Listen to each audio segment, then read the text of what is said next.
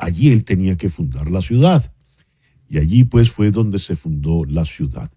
El mexica era el Cuatlatoani, es decir, el que hablaba como un águila. Y allí está la Ciudad de México, y el águila sobre el nopal está en el escudo y está en la bandera. El 19 de junio de 1846, en Hoboken, Nueva Jersey, se realizó el primer juego de béisbol del que se tenga memoria entre los Knickerbockers de Nueva York y los 9 de Nueva York. Ganaron estos últimos 23 carreras a 1. El 19 de junio de 1862 se proscribe la esclavitud en los territorios de los Estados Unidos, y 3 años después, el mismo día, el 19 de junio de 1865, el general de la Unión, Gordon Granger, declara la libertad en Texas. Y esa fecha es ahora la que se celebra en todo Estados Unidos como Juneteenth. Y a propósito de esto es curioso porque nos trae al presente.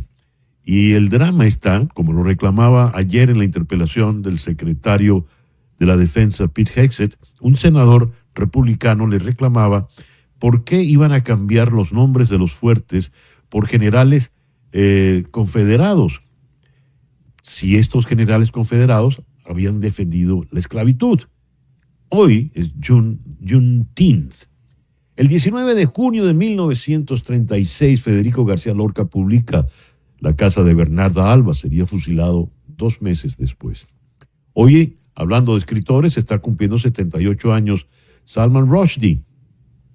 Y el 19 de junio del 2014 fue proclamado Felipe VI como nuevo rey de España. El programa que te hemos preparado para el día de hoy lo vamos a iniciar hablando de España en Madrid con el profesor Manuel José Gazapo Lapallese. Y con él vamos a hablar de la guerra, el conflicto entre Irán e Israel, las últimas incidencias y los riesgos a los que nos enfrentamos en todo el mundo. Siguiendo en España, pero en Barcelona, vamos a conversar con el ingeniero venezolano Giuseppe Gangi, el fundador de MacedoniaDelNorte.com. Ha descubierto más trapisondas en el Consejo Nacional Electoral venezolano, Giuseppe. Resulta que Venezuela, según el CNE, es el país con más ancianos centenarios en el mundo. Hay 10.000 venezolanos con más de 110 años, más que Japón. Luego, en Washington, vamos a conversar con el economista Dani Bajar. Con él vamos a analizar las últimas declaraciones del señor Jerome Powell y la postura de la Reserva Federal en materia de tasas de interés. En Lima vamos a hablar con el internacionalista Francisco Belaúnde, y con él vamos a ocuparnos de las últimas incidencias en la guerra de Ucrania, guerra que por el conflicto en Irán e Israel pues ha pasado a un segundo plano. Nuestro foro de hoy, ¿qué es una personalidad paranoide? ¿Cómo lidiar con una personalidad paranoide? Esto lo vamos a abordar en Ciudad de México con el psiquiatra Juan Antonio Domínguez y con la psicóloga Marta Ortiz. Luego vamos a conversar en la ciudad de Bogotá con el periodista Alejandro Hernández, el director de La Gran Aldea, a propósito de las detenciones que se están dando en Venezuela. Detienen a los hinchas de un equipo de fútbol, detienen a economistas que publican datos sobre el dólar, detienen prácticamente a todos. Según el Foro Penal, ya hay un total de 932 presos políticos en Venezuela. Y luego vamos a conversar con Sheila Urdaneta, la destacada periodista zuliana, director de El Pitazo. Vamos a hablar con ella a propósito de un magnífico reportaje hecho entre El Pitazo y Conectas, premiado como finalista en los premios Gabo 2025, sobre la situación hospitalaria pública en Venezuela. Pagar o morir es el título que le han dado a este magnífico reportaje. Ese pues el programa que te hemos preparado para el día de hoy, 19 de junio.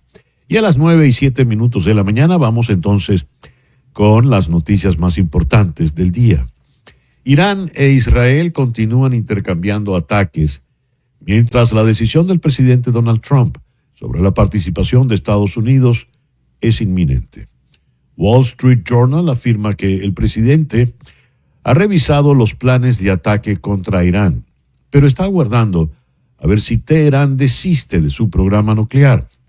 Ayer miércoles, Estados Unidos evacuó a parte del personal de la embajada y a sus familiares en Israel en un avión militar estadounidense. El primer ministro israelí Benjamin Netanyahu agradeció al presidente Trump por estar a nuestro lado, mientras Israel avanza en su lucha contra Irán. Por su parte, el ministro de Asuntos Exteriores iraní Abbas Araghchi declaró, cito, «Las acciones de Teherán son puramente en defensa propia, pero el país mantiene su compromiso con la diplomacia. Si los estadounidenses deciden involucrarse militarmente, no tendremos más remedio que tomar represalias donde quiera que encontremos los objetivos necesarios para actuar. Es claro y simple, porque estamos actuando en defensa propia». Fin de la cita. Por su parte, el presidente de Rusia, Vladimir Putin, afirmó hoy, jueves, que no quieren ni debatir la posibilidad de que Israel o Estados Unidos maten al líder espiritual de Irán, el ayatolá Ali Khamenei. Esto al responder a una pregunta sobre cuál sería la reacción de Moscú en caso de esa eventualidad. Dijo Putin, si me lo permite, espero que esta sea la respuesta más correcta a su pregunta. Ni siquiera quiero hablar de esa posibilidad. No quiero. Fin de la cita. Eso lo dijo el presidente Putin en un encuentro esta mañana con las principales agencias internacionales. Putin además llamó a encontrar vías para lograr un cese de las hostilidades entre Irán e Israel, garantizando el derecho de la República Islámica a un programa nuclear civil y los intereses de seguridad del Estado judío. Tal decisión puede encontrarse, dijo Putin, y en el mismo encuentro se refirió a Ucrania y dijo que Rusia desea poner fin a la guerra en Ucrania lo antes posible. Putin añadió que está dispuesto a reunirse con el presidente Volodymyr Zelensky y que a Rusia no le importa quién represente a Ucrania en las negociaciones, pero insiste en que cualquier acuerdo final debe llevar la firma de las autoridades legítimas. El Kremlin lleva ya mucho tiempo intentando presentar al presidente Zelensky como ilegítimo para así desacreditar a Kiev. El portavoz del Kremlin, Dmitry Peskov, declaró el pasado 18 de febrero que Putin, quien ha gobernado a Rusia durante más de 20 años, está dispuesto a dialogar con Zelensky, pero que deben considerarse los aspectos legales relacionados con la legitimidad de Zelensky. Aquí en Washington, la Reserva Federal mantuvo las tasas de interés interbancarias entre el 4,25 y el 4,5%. Esto en medio de las fluctuaciones de la política comercial y la presión del presidente Trump. Los funcionarios de la Reserva Federal destacaron la salud general de la economía de los Estados Unidos, que ha experimentado una disminución de la inflación en los últimos meses junto con niveles estables de desempleo bajo. Cito al señor Powell, para reducir las tasas, lo que esperamos es comprender qué sucederá con la inflación arancelaria. Existe mucha incertidumbre al respecto. Eso dijo el presidente de la Reserva Federal. Y continuó, alguien tiene que pagar los aranceles, entre el fabricante, el exportador, el importador, el minorista, en última instancia, quien los invierte en algún producto o simplemente el consumidor que lo compra. Fin de la cita para el señor Powell. El fiscal general de Florida, James Uthmire, exigió la deportación de la representante Ilhan Omar, demócrata por Minnesota, por ella criticar el desfile militar del fin de semana pasado en Washington. Uthmire escribió, desnaturalizar y deportar. Esto en la plataforma X. Incluía esto una entrevista con Omar del medio de izquierda Democracy Now! En el video, la representante Omar afirma que Estados Unidos se está convirtiendo en uno de los peores países del mundo. Continúa ella, crecí en una dictadura y ni siquiera recuerdo haber presenciado algo así. La señora Omar nació en Somalia y refiriéndose al desfile dijo, tener una democracia, un faro de esperanza para el mundo, ahora se ha convertido en uno de los peores países donde los militares están en nuestras calles sin ningún respeto por los derechos constitucionales de las personas. Mientras tanto, nuestro presidente gasta millones de dólares en autoproclamarse un dictador fracasado con un desfile militar. es realmente impactante. Cita textual para la representante Omar. La jueza federal del distrito, Kathleen Williams, declaró al fiscal general de Florida, Utmayer, en desacato judicial por seguir aplicando una ley de inmigración que ella había bloqueado.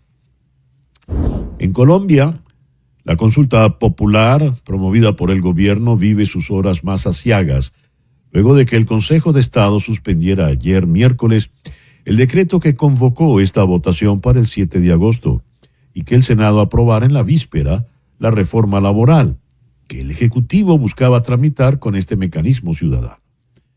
El Consejo de Estado, el máximo tribunal de lo contencioso administrativo en Colombia, tomó la decisión de suspender el decreto al responder una medida cautelar presentada por 12 senadores.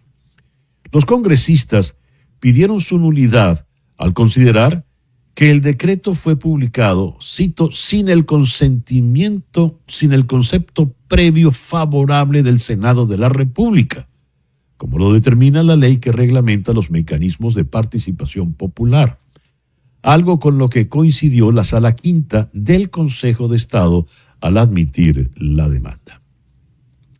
En Venezuela, la ONG Programa Venezolano de Educación, Acción en Derechos Humanos, PROVEA, manifestó su profunda preocupación por lo que califica como, cito, un desbordamiento represivo en el país tras la detención de al menos 5 economistas en los últimos días.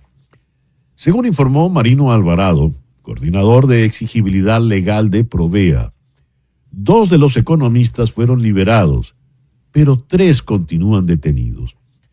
Desde la Universidad Central de Venezuela, Marino Alvarado expresó este 18 de junio que si bien no puede identificar a todos los casos por respeto a las familias, PROVEA está acompañando de cerca a 2 de ellas. Entre los casos conocidos públicamente mencionó la detención del economista y exministro de Finanzas de Hugo Chávez, Rodrigo Cabezas, hecho ocurrido el pasado jueves, tras ser citado por la estatal Corpoelec por un corte de luz.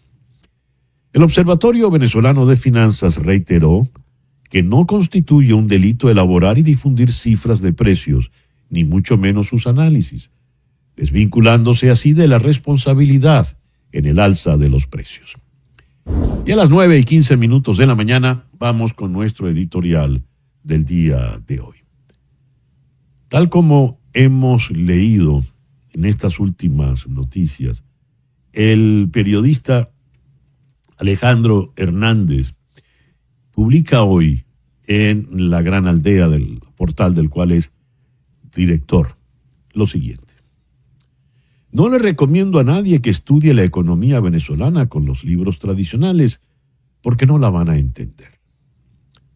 Eso dijo entre risas la vicepresidenta del régimen venezolano, Delcy Rodríguez, el pasado 29 de mayo en una reunión con Fedeindustrias. Los empresarios también rieron la broma de Rodríguez, como si el estado de la economía venezolana fuera un chiste y como si no estamos entrenando de nuevo en un escenario de distorsión cambiaria y hasta posible hiperinflación en los próximos meses, entrando en un escenario así. Continúa Alejandro Hernández. A juzgar por lo sucedido recientemente, aquellas palabras de Rodríguez eran más bien una amenaza.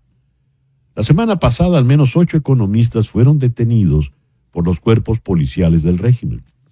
Entre ellos había 2 miembros de la Academia Nacional de Ciencias Económicas, un decano de una facultad de economía de una universidad capitalina. También fueron detenidos 2 integrantes del Observatorio Venezolano de Finanzas, una organización que dirige el exdiputado y también economista José Guerra. El tenor de esta ola de detenciones arbitrarias e injustificadas es tal que aún hoy no se ha confirmado cuántos de los economistas detenidos fueron liberados. En el mismo portal, La Gran Aldea, el politólogo Walter Molina Galdi dice, a propósito de la ola represiva: Venezuela vive la fase más descarnada de su larga deriva autoritaria. La tiranía de Nicolás Maduro y Diosdado Cabello ha decidido mostrar su rostro más brutal, un régimen tendiente al totalitarismo, que ya no requiere simulacros democráticos, disimulo ideológico ni retórica redentora. Es el régimen en su forma más pura, despojado de máscara, desatado, peligrosamente impune. Sobre esto, recordemos la entrevista que ayer tuvimos con la internacionalista María Alejandra Aristeguieta en Ginebra, a propósito de las declaraciones de Volker Türk, el alto comisionado para los derechos humanos de Naciones Unidas, que reclamaba esta impunidad por parte de la dictadura venezolana. Ya ni siquiera disimulan, dijo el señor Türk. Dice acá, continúo leyendo a Walter Molina, desde julio de 2024, la maquinaria represiva se ha intensificado. Más de 2.000 personas han sido detenidas arbitrariamente, muchas de ellas por el solo hecho de cumplir con su deber cívico como testigos electorales. Más de una decena han muerto en estos centros de tortura, fueron asesinados lentamente. Se estima que más de 9.000 permanecen hoy encarcelados, de 900, permanecen encarcelados y casi medio centenar está en condición de desaparición forzada. Estas cifras escalofriantes por sí solas no reflejan la dimensión completa del horror. El número real de víctimas probablemente sea mucho mayor. ¿Por qué no lo sabemos?, se pregunta Galdi. Porque hay familias que no denuncian, responde él mismo. No por desinterés, no por ignorancia, sino por miedo. Miedo a que la visibilidad empeore la situación del detenido. Miedo a ser también objeto de represalias, pero aún más grave, miedo infundido por quienes, desde espacios de dirigencia política o supuesta defensa de los derechos humanos, recomiendan no decir nada para no entorpecer las gestiones. Esa lógica del silencio como estrategia solo ha servido para encubrir al régimen, reforzar la impunidad y dejar al detenido en la más absoluta indefensión. Y hay algo sumamente grave, espantosamente cruel. Más abajo, Molina Galdi destaca, la represión ya no se limita a los llamados enemigos del Estado. También alcanza a ciudadanos comunes, deportistas, artistas. La cancelación de la gira nacional de Raguayana, tras recibir amenazas, o la detención masiva de los fanáticos del Deportivo Táchira por decisión del torturador mayor de Venezuela, hoy dueño del equipo de fútbol de la UCB, el mayor Granco Arteaga. Todo esto confirma la barbarie ha colonizado todos los espacios, la política, la economía, el entretenimiento, la mera vida cotidiana. A propósito del caso del Deportivo Táchira, escribe Marino Alvarado, la detención, presentación en tribunales de 29 hinchas del Deportivo Táchira y el encarcelamiento de 5 de ellos es un nivel superior de represión en Venezuela. En un paso más alto a la arbitrariedad y abuso del poder. Es una muestra más de que todos estamos en riesgo. Durante el siglo XX Venezuela conoció terribles dictaduras. Juan Vicente Gómez, Marcos Pérez Jiménez. Todo eso palidece terriblemente ante lo que estamos viviendo hoy por hoy los venezolanos.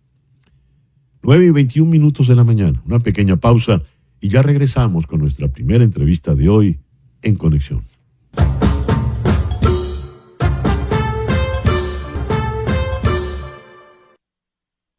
A las 9:24, 9:25, acaba de cambiar el reloj, de la mañana, hora del este, aquí en los Estados Unidos. Vamos a cruzar el océano, vamos a la ciudad de Madrid, donde está el doctor Manuel José Gazapo Lapallés. Él es doctor en Relaciones Internacionales y experto en temas de seguridad y geopolítica. Manuel, muy buenos días, muy buenas tardes allá, al otro lado del océano. Gracias por atendernos. Un placer, un gusto estar con ustedes, César. A este momento en que conversamos, ¿cuál es la situación que tenemos en el conflicto? Que me llama la atención, todavía le decimos conflicto y no abiertamente guerra entre Irán e Israel. Pues un conflicto, una guerra, una situación bélica tremendamente complicada. Son dos grandes países, son dos grandes actores de la región que han tenido siempre una rivalidad muy importante a nivel histórico, pero durante los últimos años claramente la visión de Israel y la visión de Irán son antagonistas, si no lo han sido antes ya, como decíamos. Y el problema es que esa guerra ahora ya es una guerra entre dos combatientes, entre dos boxeadores que en el ring se golpean definitivamente de manera directa. A ver, en Europa la señora Callas está solicitando, ella como alta representante de Exteriores, que haya cierta contención. Europa pide que el conflicto no vaya a mayores, pide que no se involucre directamente Estados Unidos.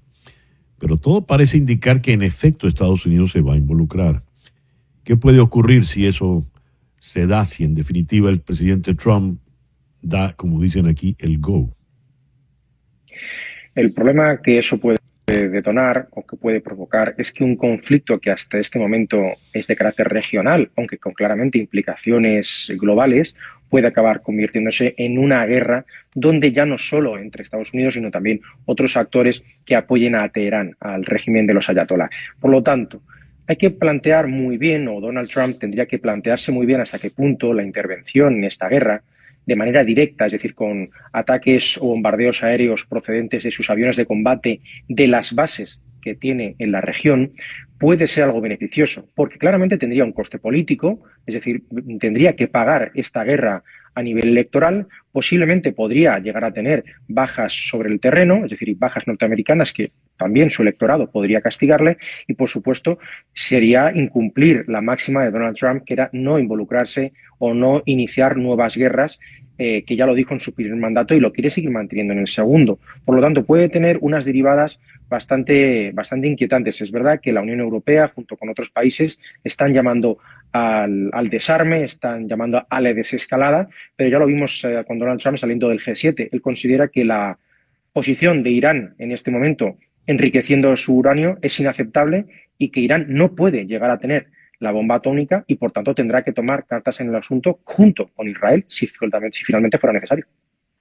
A ver, ¿cómo podemos interpretar, Manuel, esta decisión del Departamento de Estado de evacuar a todo el personal o al personal fundamental, dejar solo al fundamental de la embajada y demás oficinas de Estados Unidos en Israel? Han enviado aviones militares para sacar a todo este personal. ¿Cuál es la interpretación que puede tener una medida como esa? Yo creo que ahora mismo todos los que estamos conectados podríamos pensar que evidentemente existe un alto riesgo de bombardeo sobre Israel, como ya está ocurriendo, ¿no? Ya hemos visto que a pesar de la cúpula de hierro, la Iron Dome, pues Irán lo que está haciendo es saturarla con drones, con misiles y finalmente algunos misiles balísticos acaban traspasando ese escudo antimisiles, insisto, esa cúpula de hierro, así como otros elementos de seguridad tierra-aire, aire-aire que tiene Israel, y ha habido ya bombardeos, ha habido víctimas civiles y ha habido importantes destrucciones a nivel de infraestructuras, en este caso civiles. Eso es lo que preocupa especialmente a Estados Unidos en relación a sus ciudadanos, sus conciudadanos, sus diplomáticos, sus funcionarios. Y como se teme que la respuesta de Irán continúe, porque este conflicto, César, va a seguir escalando, estamos solo en las primeras horas de este conflicto, Estados Unidos opta por advertir, dar la voz de alarma y retirar a todo su personal por el riesgo de que acabe habiendo bajas norteamericanas a razón de la guerra, subrayo guerra, entre Israel e Irán. Hablando de los estadounidenses, Manuel, dice el ministro iraní, el ministro de Exteriores, las acciones de Teherán son puramente en defensa propia, pero el país mantiene su compromiso con la diplomacia. Si los Estados Unidos deciden involucrarse militarmente, no tendremos más remedio que tomar represalias donde quiera que encontremos los objetivos necesarios para actuar. Eso no está hablando ya abiertamente de extralimitar el conflicto, la guerra, a, por ejemplo, territorio continental de Estados Unidos. Bueno, no tiene por qué ser territorio continental. Ahora mismo la capacidad armamentística de Irán no le permitiría, presumiblemente, atacar el territorio norteamericano, pero no hay que olvidar que las embajadas o las bases norteamericanas es suelo americano. Por lo tanto, todas las bases que tiene Estados Unidos desplegadas por la región, en la zona de Oriente Próximo, es suelo norteamericano, de los Estados Unidos de Norteamérica. Por lo tanto, yo creo que lo que advierte, lo que intenta, es una amenaza, al fin y al cabo, un elemento que intenta generar disuasión a Washington. Es decir, si ustedes nos atacan a nosotros, nosotros posiblemente, siendo Teherán, cerremos el estrecho de Hormuz, lo cual puede ralentizar mucho el comercio internacional, a nivel teniendo en cuenta que ahí pasan muchos barcos, muchos containers, y también podríamos atacar, disparar contra aquellas bases donde ustedes tienen efectivos militares. Por lo tanto, ahí vemos una clara determinación del régimen iraní, gobernado por un grupo radical, de continuar ampliando su apuesta en este conflicto, que no solo se limita a Israel, sino también a cualquier otra potencia que ponga en tela de juicio su capacidad. Es más, ha dicho que estos ataques no son solo de Israel, sino de Occidente. Es decir, Irán ya interpreta que esto es una guerra, por decirlo de alguna manera, mucho más grande de una cuestión regional, porque considera que es Occidente en su conjunto quien le está atacando. Leo este titular en este momento en El País, allá en Madrid. Israel daña la economía de sus aliados occidentales con los ataques sobre el sector energético iraní. El encarecimiento del petróleo y el gas es una mala noticia para Estados Unidos y para la Unión Europea. ¿Qué puede terminar ocurriendo económicamente como consecuencia de la guerra, del conflicto, Manuel? A día de hoy, en este momento, César, lo que tenemos claro es que Israel, a la hora de los bombardeos, no ha bombardeado las centrales petrolíferas. ¿Qué estamos diciendo? Los grandes yacimientos de gas y de petróleo que tiene Irán no han sido objeto, al menos principal, por parte de la aviación de Israel. Principalmente porque si eso ocurriera, claramente, como tú anticipabas, el precio del barril de Brent otros indicadores de recursos energéticos vitales para cualquier país del mundo, y en este caso para los socios de Israel, pues se verían de manera notoriamente afectados. Por lo tanto, sí estamos viendo que hay bombardeos sobre centrales eléctricas, centrales nucleares, etcétera, etcétera, pero no sobre esos yacimientos de petróleo de Irán, porque eso tendría un eco, tendría un efecto mariposa a nivel del comercio internacional de esta materia prima tan importante desde el punto de vista energético. Si eso acabara sucediendo, evidentemente, ya no solo los Estados Unidos, la Unión Europea, sino el comercio internacional, la logística, la industria global se vería afectado por una más que previsible subida del precio del gas, de la electricidad, del petróleo, etcétera, etcétera. Por lo tanto, es lo que veníamos hablando, ¿no?, en tu programa. Esta guerra no es una guerra regional, es también una guerra que puede acabar siendo algo con implicaciones globales, principalmente empezando por el bolsillo, es decir, por lo que cuesta la gasolina. Manuel, muchísimas gracias por atendernos en la mañana de hoy. Gracias. Un placer, a su servicio. Manuel José Gazápola Lapallés es doctor en Relaciones Internacionales, experto en temas de seguridad y geopolítica, y es el director institucional de Universal, allá en Madrid. Son las 9:33 de la mañana.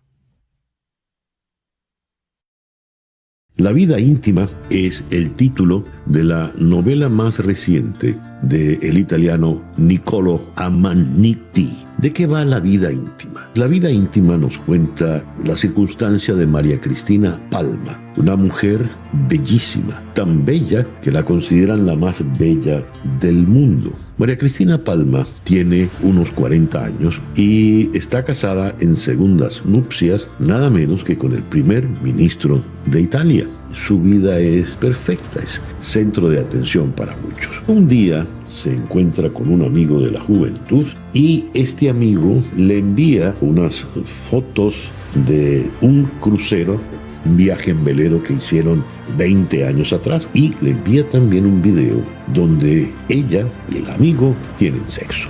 El video, a las claras, es un video porno. Claro, no lo hicieron con esa intención y es una aventura de los tiempos juveniles, pero ¿y si ese video es conocido por el público? ¿Qué va a pasar con la perfecta María Cristina Palma? ¿De qué manera esto va a afectar políticamente a su marido? Ella tiene la vida controlada por un personaje a quien llaman el Bicho. El Bicho es el asesor de redes sociales. El Bicho es el verdadero dueño de la privacidad o publicidad de la vida de María Cristina. ¿Qué dirá el Bicho sobre este video? ¿Podrá proteger María Cristina Palma su vida íntima? ¿Es que acaso realmente tiene derecho a ella? La novela se devora, escrita realmente con una prosa muy limpia, perfecta, afilada y con una descripción de este personaje maravillosa. Estamos en el mundo, en los tiempos de las redes sociales, y la vida íntima cada vez es menos íntima. La vida íntima de Niccolò Amaniti, traducida del italiano por Juan Manuel Salmerón Arjona, publicado por Anagrama. Son las 9:36 de la mañana. Venezuela ha superado a Japón como el país con más personas longevas. Japón era el país que tenía más personas con más de 100 años, pero Venezuela le ha superado y por mucho.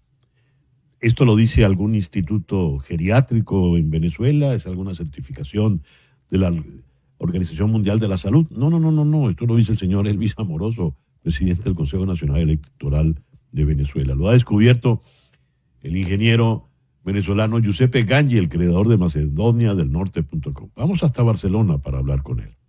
Giuseppe, muy buen día. Gracias por atendernos en el programa de hoy.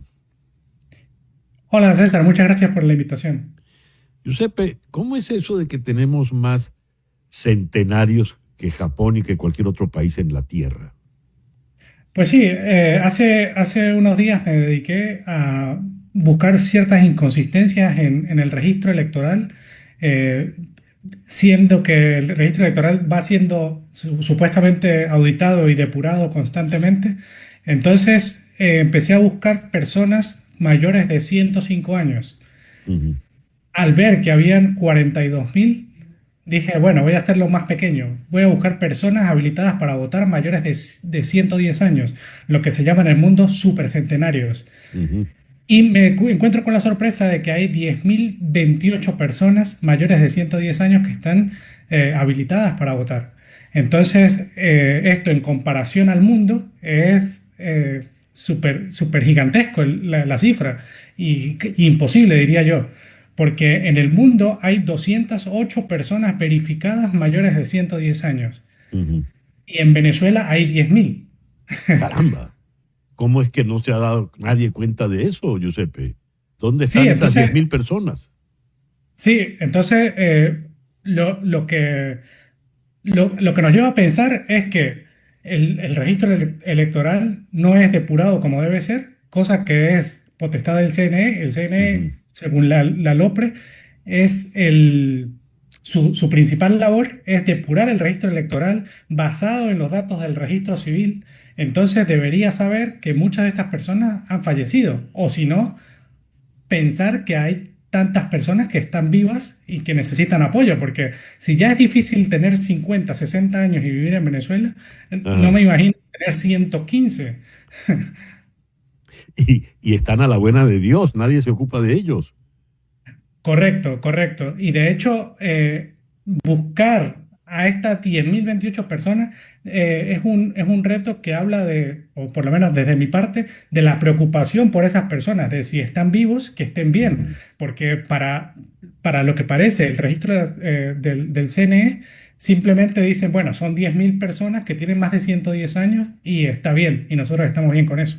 Entonces, esto es, el CNE tiene que decir si hay personas que tal vez están fallecidas en cantidad de decenas de miles y están habilitadas para votar, o que eso ya sería una violación a su propia ley, o resulta que somos el país más longevo del mundo, pero no más longevo ahora, sino más longevo en la historia de la humanidad. Nunca se ha dado un caso de por miles que haya personas vivas.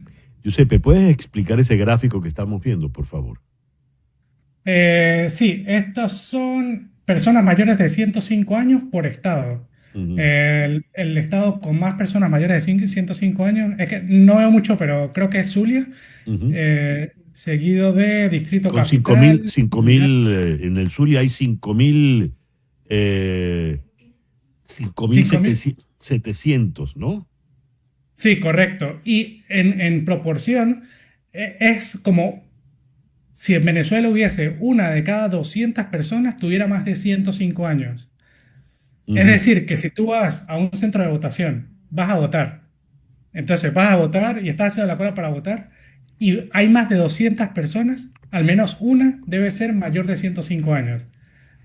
Eso es lo que nos debemos preguntar. ¿Eso es algo que le sucede comúnmente? Porque Ujú. pueden haber casos muy específicos, pero no es algo común.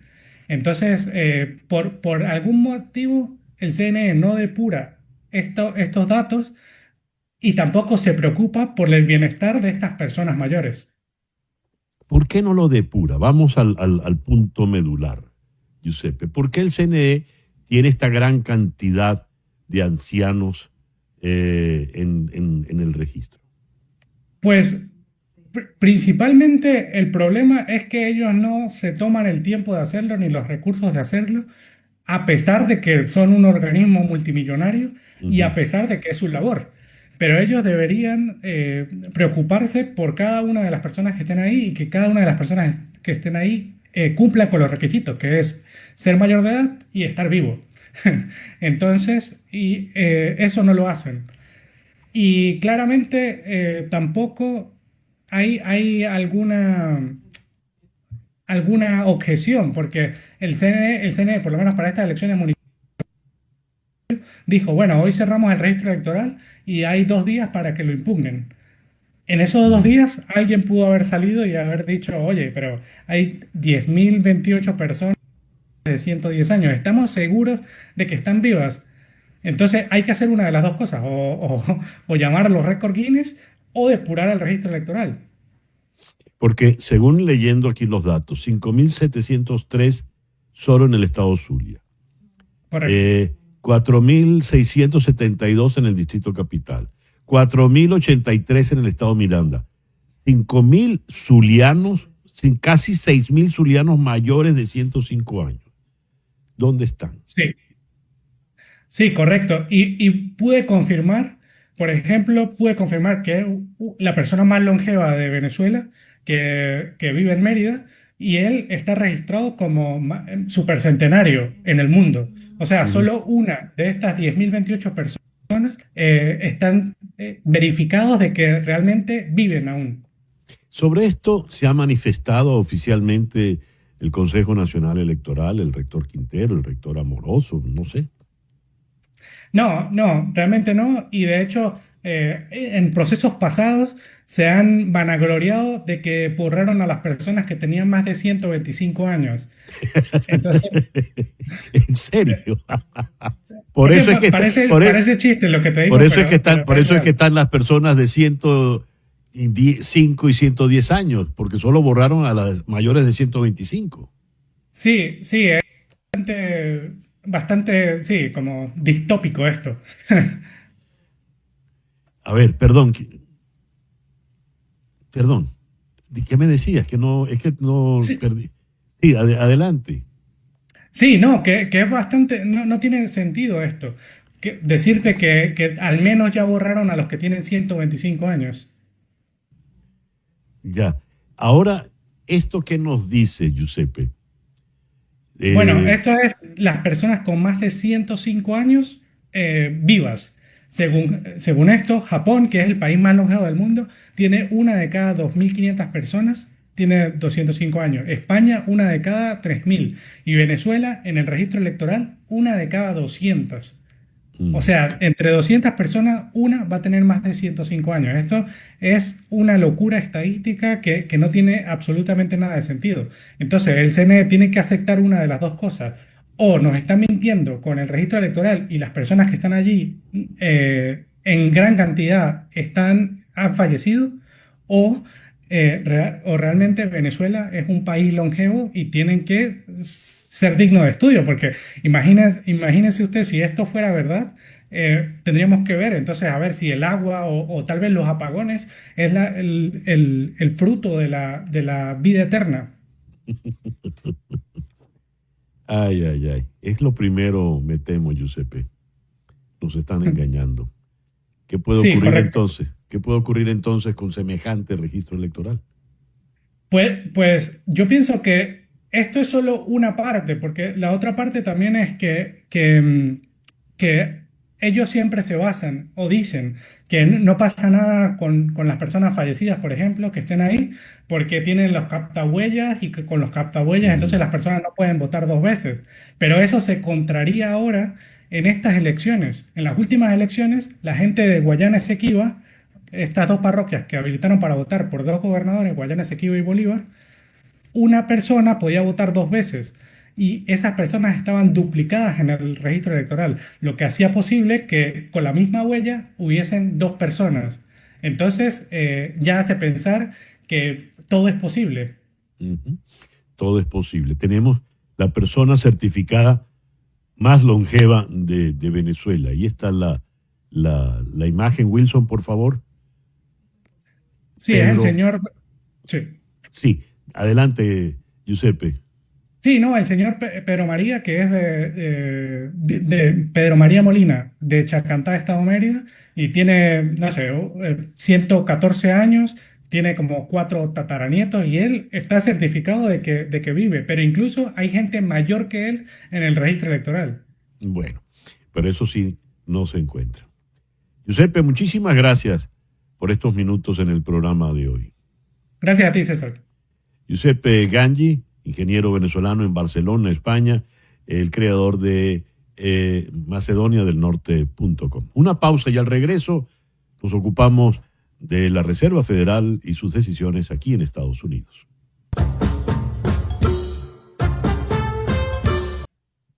Son las 9:50 de la mañana, hora del este, en los Estados Unidos. La Reserva Federal mantuvo ayer las tasas de interés interbancarias entre el 4,25 y 4,5%, en medio de las fluctuaciones por la política comercial y la presión que éstas ejercen, la presión del presidente Donald Trump.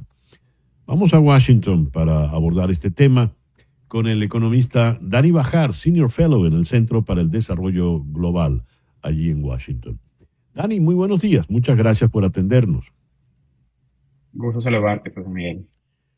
A ver, ¿cuál es la situación para la Reserva Federal? ¿Cómo está viendo la Reserva Federal la economía del país?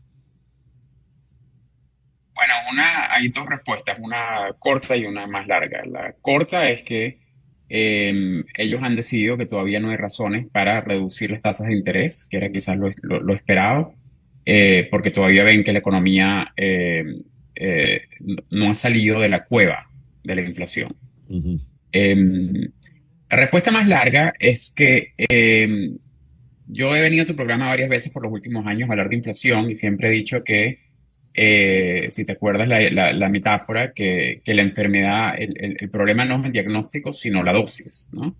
Y la Reserva Federal trata de ajustar la tasa de interés poco a poco para poder combatir la inflación, y una vez que sienten que la inflación está, ya está bajo control, pueden ir bajando la tasa de interés. Pero ahora un poco las circunstancias han cambiado porque parece que hay otro diagnóstico de la cual la Reserva Federal está preocupada, que es este término que los economistas llamamos estanflación, uh-huh.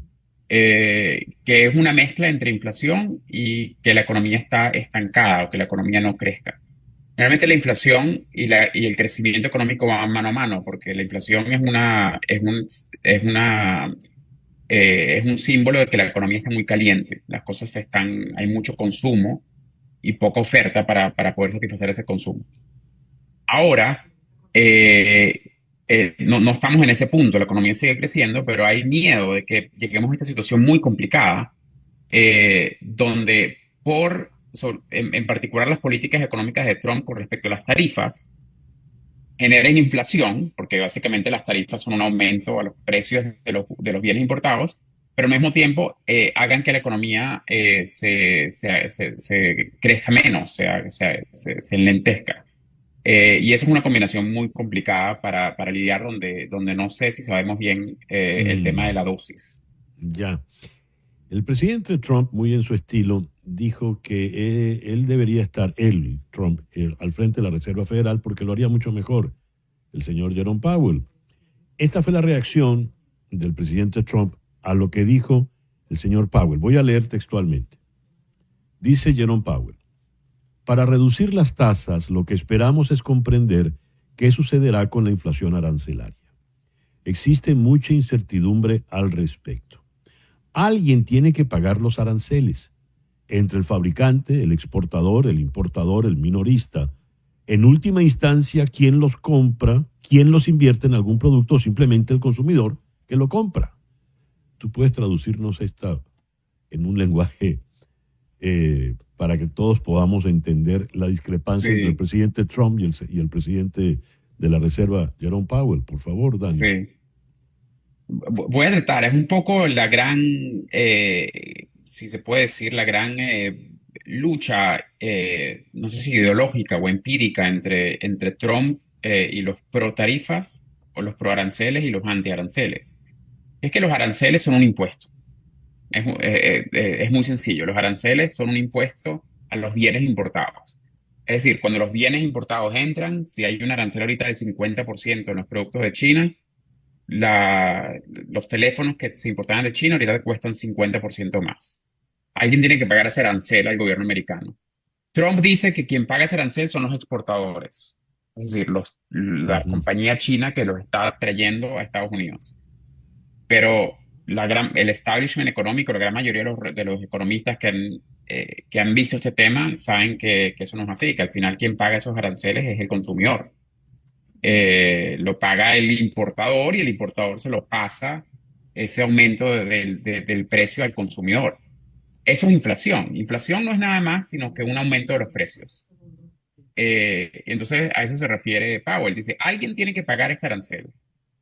Y de alguna manera este arancel, no sé si todo el arancel o parte del arancel lo va a terminar pagando el consumidor americano. Y eso significa que el consumidor americano va a seguir viendo inflación y por eso no podemos bajar las tasas de intereses porque estaríamos ayudando a que la inflación se caliente más, ¿no? Entonces tenemos que mantener las tasas de interés altas para que podamos controlar los niveles de precios que no sean afectados por las aranceles. ¿Qué ocurriría? No sé si es un buen trabajo, pero es un poco la idea. Sí, sí. Dani, ¿qué ocurriría si en efecto el presidente Trump se sienta en el escritorio del señor Powell y baja las tasas? ¿En cuánto podría bajarlas y cuál sería el efecto inmediato de ello? Hiperinflación. Eso es lo que pasaría. Bueno, yo creo que ese es el gran, quizás estoy exagerando, pero la gran conclusión de años y años de investigación de política monetaria, que básicamente significa el rol de los bancos centrales, es que el Banco Central es independiente. El Banco Central no le responde al Ejecutivo, ¿no? Y lo que nosotros hemos visto, sobre todo en nuestros países, históricamente, donde el Banco Central pierde su independencia, lleva generalmente a catástrofes económicas. Lo vimos obviamente en Venezuela, que llegamos a hiperinflación, lo vimos en Argentina, lo vimos en muchos países. ¿Por qué? Es muy sencillo. Porque el gobierno siempre necesita dinero. El gobierno tiene un déficit, en muchas ocasiones un déficit fiscal. O sea, el gobierno gasta más de lo que puede recuperar. Y si el gobierno tiene el acceso a las llaves de la impresora que imprime el dinero en el Banco Central, entonces prenden la maquinita, imprimen dinero. Y cuando uno imprime dinero, eso nos lleva a hiperinflación. Por eso es tan importante que el Banco Central sea independiente. O sea, la idea de que Trump puede ser también presidente y también gobernador de la Reserva Federal sería catastrófico para la economía. No solo Trump, por cierto. O sea, creo que con Trump sería un poco más especial, pero es una regla general. No tiene nada que ver con Trump. Claro, pero es que es Trump el que lo ha planteado. Ahora, para concluir, Dani, siguiendo con este proceso, esta velocidad, digamos, cautelosa del señor Powell, ¿qué puede ocurrir en esta segunda mitad del año? Bueno, como él dijo muy bien, hay mucha incertidumbre. Se ve también reflejado en las discusiones que hubo entre los miembros del comité, donde creo que la mitad de ellos esperaban 2 cortes para la segunda mitad del año, pero la otra mitad esperaba o un corte o ningún corte. Y la razón es que están esperando entender el efecto de la política transferaria, y el otro gran elefante en el cuarto, que me imagino que es algo que tu audiencia está al tanto, es la posibilidad del escalamiento en el Medio Oriente y los aumentos del precio del petróleo. Eso también es otra consecuencia, otra causa de una posible inflación, que no es causada por política interna, doméstica de Estados Unidos, pero cuando aumentan los precios del petróleo, eso también tiene implicancias en la inflación. Entonces, hay mucha incertidumbre. Yo creo que lo que hizo el Powell y su equipo en la Reserva Federal fue ser cauteloso, es decir, no estamos todavía fuera de la cueva, como para decir que la inflación Ya. está controlada y por ende no podemos empezar a bajar las tasas de interés. Y porque todavía vemos que la economía está fuerte. Entonces, si bajamos la tasa de interés, estaríamos sobreestimulando una economía que sigue estando fuerte y podríamos fortalecer la inflación, cosa que ellos obviamente no quieren. Dani, La próxima vez que me invites hablaremos de la estanflación. Ojalá que no necesitemos, pero Ok. claro, el gran temor es si estamos en una situación donde el crecimiento económico cae por las tarifas, por los aranceles, etcétera, y al mismo tiempo hay inflación. Esa es una situación bien complicada de lidiar. Y estamos en riesgo de caer. Claro, si los aranceles terminan generando algún tipo de recesión porque las cadenas de valor se destabilizan en Estados Unidos, y los productores no pueden producir, eso reduce la velocidad de crecimiento de la economía y al mismo tiempo tienes inflación. Entonces, eso sería un gran problema porque, última oración, básicamente la Reserva Federal tiene que escoger cuál de los dos problemas va a atacar, si el problema de la inflación o el problema del bajo crecimiento. Ya. Dani, muchísimas gracias por atendernos en esta mañana. Un gusto saludarte. Gracias. El economista Dani Bahar desde la ciudad de Washington. Son las 10 en punto de la mañana. Hay boda en puerta, pero con problemas. El inminente matrimonio del magnate Jeff Bezos con la expresentadora Lauren Sánchez ha desatado las protestas ciudadanas que denuncian la transformación de la ciudad de Venecia en una especie de escaparate del lujo al servicio de los multimillonarios, mientras las autoridades replican que es solo una boda más. Para el matrimonio del fundador de Amazon se espera una larga lista de famosos y multimillonarios y una serie de eventos exclusivos, previsiblemente del 26 al 28 de este mes de junio, aunque ni las ubicaciones ni las fechas exactas han sido confirmadas todavía, lo que está generando un constante cambio de versiones. No Space for Bezos, no espacio para Bezos, denuncia que la privatización del espacio público, el posible cierre de accesos al centro y el refuerzo del control policial refuerzan, valga la redundancia, la sensación de que Venecia ya no es una ciudad real, sino un parque de atracciones. El lugar de la ceremonia principal no está confirmado por motivos de seguridad, pero medios locales avanzan de que será la Escuela de la Misericordia, un edificio histórico en el corazón de la ciudad que, según los opositores al enlace, está vinculado a los intereses privados del alcalde, el conservador Luigi Brugliano, investigado por una trama supuestamente de corrupción. A las 10:02 vamos a la ciudad de Lima, donde está el internacionalista Francisco Belaúnde, presentador del programa Hablemos del Mundo. Francisco, muy buenos días. Muchísimas gracias por estar con nosotros en la mañana de hoy. No, gracias, San Miguel. Gracias por la invitación. Francisco, con la guerra, el conflicto entre Irán e Israel, los dos conflictos que precedían, las dos guerras que precedían han quedado olvidadas, especialmente la más longeva, la de Ucrania. ¿En qué está ocurriendo en Ucrania mientras tú y yo estamos hablando? ¿Cuál es el estado de esa guerra ya tan larga? Bueno, en estos momentos en el campo de batalla Rusia está avanzando, ¿no? Ha abierto incluso un par de nuevos frentes, está avanzando, claro, lentamente, pero está avanzando. Eso es algo que se venía observando en los últimos meses, ¿no?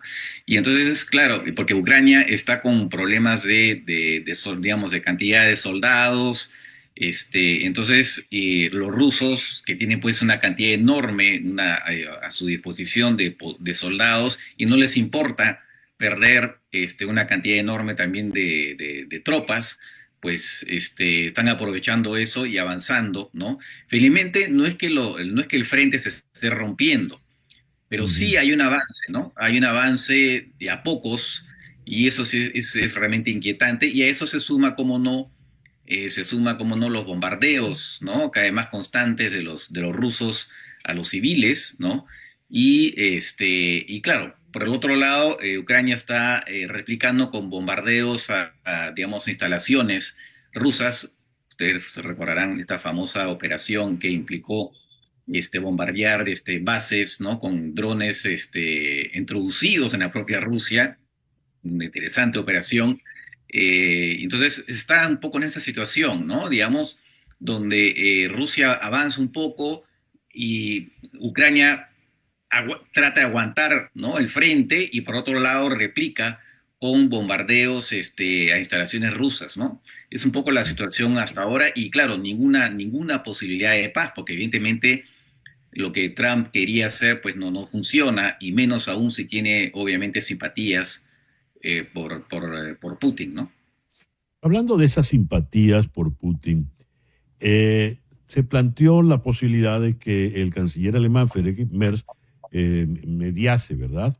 A lo cual Vladimir Putin ha dicho: si el canciller federal desea llamar y conversar, no rechazamos ningún contacto. Pero dudo que Alemania pueda contribuir más que Estados Unidos como mediador en nuestras negociaciones con Ucrania. Un mediador debe ser neutral. Se desprende de esto, Francisco, que para Putin Estados Unidos sí es neutral y Alemania no. Pues parece que sí, ¿no? Parece que sí. Claro. Evidentemente, ¿no? Si para él es neutral una persona que finalmente le muestra cierta simpatía, ¿no? Porque además Donald Trump efectivamente, tiene una situación ambivalente, pero claramente su simpatía va hacia Rusia. Eso está muy claro. Entonces, y no quiere apoyar, se ve que el apoyo a Ucrania pues se ha parado prácticamente. Entonces sí, estamos ante una situación en la que tampoco sabemos, por ejemplo, es probable que Donald Trump al final termine levantando sanciones a Rusia, porque él está aparentemente desesperado por hacer negocios con Rusia.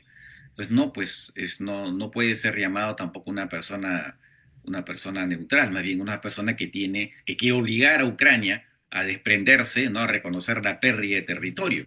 Eso es absolutamente impensable, ¿no? Habíamos leído allí la cita del presidente Putin diciendo que él puede reunirse con los ucranianos, incluyendo a Zelensky, pero había advertido, porque ese es un tema que vienen tratando desde hace rato, sobre la legitimidad, entre comillas, de Zelensky, habida cuenta que no ha convocado a elecciones. ¿Qué es lo que está ocurriendo allí? ¿En qué basa Putin su argumento contra Zelensky, Francisco? Lo que pasa es que hay un estado de emergencia por la guerra en Ucrania, y en virtud de eso no se pueden hacer elecciones, ¿no? No solamente el presidente, sino tampoco del Congreso, que también ha tenido que extender su mandato. Entonces, esto es parte pues del sistema constitucional de Ucrania. Y es un caso que en todo caso que compete a los ucranianos. Es un tema de ellos, ¿no? Putin no tiene por qué meterse en eso, es un tema interno a los ucranianos, ¿no? Entonces, básicamente es un pretexto, me parece, ¿no? De tratar de imponer su voluntad y eventualmente promover, ¿no? Como ha hecho en otros países europeos, promover a algún candidato prorruso, ¿no? Cosas digamos, alguien que le sea un poco más que le convenga más a Rusia, ¿no? Entonces eso no tiene ningún sentido. Es un tema interno de los ucranianos. No tiene nada que hacer acá el señor Putin, y además es un tema que está convalidado por la propia constitución ucraniana. Además de que no tiene mucho sentido alguien que tiene 20 años en el poder reclamar la permanencia de otro, ¿no? El descaro pues es, o sea, hay que realmente, no hay que utilizar palabras gruesas, pero ya pues tampoco, ¿no? Tampoco se trata de... Es impresionante, o sea, el cinismo es impresionante, en fin, no llama la atención. Ahora, ya a manera de conclusión, Francisco, ¿qué puede hacer el presidente Trump a todas estas? Porque ya dijiste, incluso podría suspenderle las sanciones a Rusia, pero ¿qué puede hacer habida cuenta de que la guerra, por lo visto, no va a terminar en los próximos meses? Bueno, él es una persona totalmente, todos lo sabemos, ¿no? Es una persona totalmente imprevisible, que no tiene reacciones racionales, y claro, Por otro lado, también, como se está viendo en el caso de Irán e Israel, está también un poco con influencias contrarias, ¿no? Aunque en este caso me parece que en su administración los prorrusos sí son ahí, digamos, son mucho más, digamos, pesan mucho más, ¿no? No tanto en el Partido Republicano, pero sí en su administración. Entonces, yo lo que veo es que se va a desentender cada vez más de este tema, pero sí con ese bichito que va a estar en la cabeza, ¿no? De eventualmente retomar relaciones diplomáticas con Rusia plenamente, ¿no? Y eventualmente levantarle sanciones, aunque ahí él sabe que puede chocar ahí en el Congreso, porque en el Congreso hay una mayoría bipartidaria, ¿no? Que incluso quiere adoptar una ley para adoptar nuevas sanciones contra Rusia. Entonces, va a estar otra vez, ¿no? Entre lo que él quisiera hacer, y por otro lado, bueno, su partido, pues no, parte de su partido en todo caso, pues no estaría muy de acuerdo, ¿no? Una última pregunta. Si triangulamos este conflicto con el conflicto en Irán y la vinculación evidente entre Irán y Rusia, ¿qué puede ocurrir? Bueno, Rusia no va a intervenir en el conflicto de Irán con Estados Unidos, más allá de las palabras, de llamar efectivamente, de criticar los ataques de Israel a Irán, y pedir que haya un cese el fuego, cosas por el estilo, ¿no? Pero, digamos, no lo va a defender, eso está muy claro. Pero eso es justamente lo contradictorio, porque en medio de todo, de todas maneras, Rusia es no totalmente un aliado, porque si lo fuera, pues acudiría en defensa de Irán, pero tiene un país que tiene un vínculo muy fuerte con Irán. Entonces, esto de Donald Trump, ¿no? que tiene la mira a Irán, no se sabe si va a intervenir o no, y sin embargo tiene simpatía por Putin. Otra vez, otra contradicción, ¿no? Otra contradicción básica en el presidente de Estados Unidos, ¿no? Entonces, claro, bueno, es impresionante, ¿no? Sin duda. Francisco, muchísimas gracias por atendernos en esta mañana. Nada, encantado. Francisco Belaúnde es internacionalista y ese es el presentador del programa Hablemos del Mundo. Son las 10:11 de la mañana. Hacemos entonces una pequeña pausa y ya regresamos con nuestro foro de hoy. ¿Qué es una persona paranoide? Ya regresamos.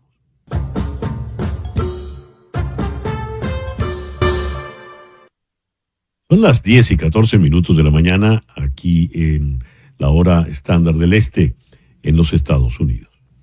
En nuestro foro de hoy, aquí en Conexión, vamos a hablar del trastorno paranoide. ¿Qué es una persona paranoide? Conocemos algunas de sus características. Por ejemplo, creen que los demás intentan explotarlos, engañarlos o dañarlos. Dudan de la lealtad de amigos y de familiares, dudan de todo el mundo. Son reacios a formar relaciones cercanas. Tienden a interpretar acciones neutrales como amenazas. Pueden ser rencorosas y guardar resentimiento durante mucho tiempo. Suelen tener dificultades para aceptar sus propios errores y por lo general siempre culpan a los demás. Leo estas características y me parece que una persona paranoide puede ser algo así como un puercoespín, ¿verdad? Lleno toda de espinas. Pero vamos a abordarlo mejor con los expertos para que me quiten estas ideas espinosas. Vamos a Ciudad de México. Hoy, casualmente, nuestros dos foristas están en la capital mexicana. Está nuestra amiga Marta Ortiz, psicóloga clínica, y está también Juan Antonio Domínguez. El doctor Juan Antonio Domínguez es médico psiquiatra. Marta, Juan Antonio, muchísimas gracias por estar con nosotros en el foro de hoy. Igualmente, César Miguel, buenos días. Buenos días, Miguel. Un placer estar con ustedes este día. ¿Qué es una persona paranoide? Vamos a comenzar con Marta, por favor. Bien, es un trastorno de personalidad. Es decir, hablamos de patrones de conducta de vida que pueden, en una escala, fundamentalmente ser, decimos, egosintónicos, es decir, aceptables para el paciente y más funcionales en su vida, pero hay otro apartado que el doctor nos explicará ampliamente, que salen de este rango y son distónicos para la vida. Es decir, son productores de ansiedad para la persona misma y trastornan la realidad, la distorsionan y las relaciones con su medio, con los demás. Doctor Domínguez, cuando comenté Sí. estas descripciones al principio, me dio la sensación de que estaba hablando de una suerte de puercoespín humano. ¿Exagero? ¿Estoy equivocado? Dígame usted, por favor. No, claro que no. El autocuidado, el estar a la defensiva, el estar muy próximos a esperar alguna respuesta imprevisible, es justamente una de las características, el estar como puercoespín, con muy bien estado de alerta, ya que cualquier persona que nos enfrentemos a una interacción social o una interacción interpersonal, generamos ideas, generamos pensamientos que mucho tiene que ver con nuestro proceso inicial de vida, de apego, ¿no? Pero en estos tipos de personas, de personalidades, existe una interpretación que en un momento dado, y ahí es cuando viene ya el trastorno propiamente, el que se ve trastornado en su vida, cuando esto ya se lleva a la conducta, al comportamiento. Y yo diría que hay matices, como en todo en la vida, ¿no? Incluso me atrevo a decir que un poquito de rasgos paranoides debiéramos tenerlos todas las personas, para poder imprimir un cuidado y una cierta protección y prevención en nuestra vida. Pero en este caso es excesiva la desconfianza, es excesiva la sensación de traición, es excesiva a veces los celos o el estar presuponiendo circunstancias que pareciera se dirigen en contra del favor mío, ¿no? Entonces estaciona una persona en doble fila y creo que lo está haciendo para molestarme, o de alguna manera aquel grupito de personas está hablando de mí en cuanto a tal tema, etcétera. Y son gentes que se desgastan mucho. De hecho, parte del abordaje dentro de lo que es la medicina psiquiátrica es mitigar la angustia y la ansiedad, porque si normalmente nos desgastamos al salir al trabajo, a la calle, en estas personas, en este tipo de rasgo de personalidad, el desgaste es excesivo, ¿no? Incluso pueden tener problemas de insomnio, estar en una situación de relaciones interpersonales muy friccionadas, porque como están a la defensiva, como puercoespín, chocan constantemente con la gente, ¿no? Y hay que partir además de la base de pensar que son gentes que lo ven todo en un sentido como general, es decir, yo pienso esto que está sucediendo, pero creo que a toda la gente le está pasando lo mismo, a diferencia de un trastorno delirante paranoide, en donde solamente es en contra de mí, es en exclusividad en contra de mí. En el desorden de personalidad paranoide, la persona piensa que esto es una situación de orden grupal, ¿no? Marta, ¿por qué se da esta personalidad paranoide? ¿Por qué surge esta persona tan desconfiada, tan a la defensiva todo el tiempo? Y efectivamente, como lo señala el doctor, desde pequeños nosotros tenemos la posibilidad de interactuar con, digamos, el mundo interno es lo que rige en el bebé. Su cuidador primario, que puede ser la madre o sustituto de ella, que le llamamos el objeto primario, es el que modela ciertas interacciones con el medio. Si estas interacciones son saludables, son funcionales, conforme el ser humano se va desarrollando, puede tener los recursos para poder interactuar con lo que la vida le pone enfrente. Si el modelo de relación no es el adecuado, entonces este ser humano se defiende justamente a través de mecanismos y enfrenta la vida de una manera disfuncional. Es decir, empieza a tener pues quizás respuestas de lucha, de huida, es muy pronto en sus accionares, entonces tiene pobre control de impulsos. Y cuando se es adulto, estas formas que usted bien describió, el ser suspicaz, desconfiado, envidioso, inseguro, con básicos sentimientos de inseguridad y que disfraza con una reacción arrogante, condescendiente, irascible y va anotando los agravios. Es un coleccionista de resentimientos. Entonces, la forma en la que ve el mundo es distorsionada. Por eso, como lo explicaba acertadamente el doctor, hay personalidades paranoides que pueden permanecer integradas y funcionales y muestran, por ejemplo, rigidez excesiva, suspicacia en el trato con los otros, pero hay otros que no pueden mantenerse integrados y entonces sucede lo que en segunda instancia nos estaba explicando el doctor. Ya hay otro accionario, entonces son pacientes psiquiátricos, entonces tienen que estar medicados y en psicoterapia. A ver, mencionó la doctora Marta el resentimiento, y cuando leía las características, leí que la persona paranoide puede ser muy rencorosa y guardar resentimiento durante mucho, mucho tiempo. ¿Por qué le da esta situación? ¿Por qué piensa la persona paranoide que todo el mundo le quiere hacer daño? ¿Será porque es muy, muy valiosa, se presume, tiene una altísima autoestima, o es más bien todo lo contrario? Le pregunto, doctor Domínguez. Y justamente por ahí va.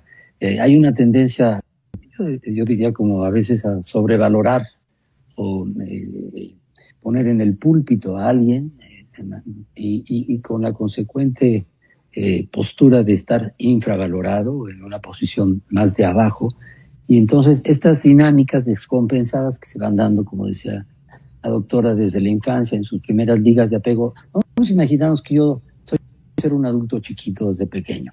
Tengo que reemplazar a los ojos de la familia un poco las figuras masculinas que en casa están muy laxas o no están presentes. Entonces empiezo yo a tener que estar en una posición de mucha altura, o me hacen sentir en una posición de mucha altura, pero en el fondo realmente, para mis 6, 7, 8, 9, 10, realmente estoy en una posición más bien pequeña, ¿no? Todavía de un niño. De tal manera que entonces empiezan a dar estos modelos de hecho algo o alguien, y yo sentir devaluado, que ya como adulto parto de la base de sentirme devaluado, de sentirme poca cosa, de sentir que todos me miran, de sentir que todos tienen expectativas muy elevadas en mi persona, y desde ahí empieza a estar como puercoespino, estar muy a la defensiva. Yo diría que si hablamos positivamente de alguna gente que puede sacarle beneficio a ello, estar tan sensible y tan suspicaz, hay películas que plantean a los agentes de investigación que se dan cuenta de por qué dejaron ese paquete del lado derecho en el escritorio, ¿no? Entonces, ¿cómo podemos ver que en algún sentido, en algunos profesionistas, puede darle una cierta utilidad a esta sensibilidad tan desarrollada? Ya cuando lo llevan a acciones, a situaciones que se salen del control y del gobierno, es cuando empieza a haber ya el trastorno, porque me va mal en el trabajo, me va mal en la pareja, me va mal con los suegros, me va mal con los vecinos, porque todo lo estoy interpretando desfavorablemente hacia mí, que me siento infravalorado y yo sobrevalúo mucho a los demás. Y los demás son los que tienen la culpa. ¿No es así, Marta? Sí, justamente esta es una de las formas de ver el mundo, es yo soy víctima o sujeto de lo que los demás están haciendo en contra de mía. Discutir o tratar de retar a una persona que tiene una imagen distorsionada de la realidad es una pérdida de tiempo. El terapeuta que interactúa con personalidades de este corte tiene que construir lo que llamamos una alianza terapéutica, una base de confianza para que poco a poquito la persona pueda moverse del lugar y empezar a mirar con otra lente la realidad que está frente a él. Entonces, por eso es importante que haya un buen diagnóstico clínico, y esto lo hace un médico psiquiatra con una muy buena entrevista, y el doctor decidirá si el tratamiento es a través de psicoterapia o es necesario un tratamiento medicamentoso que se sume a el proceso psicoterapéutico.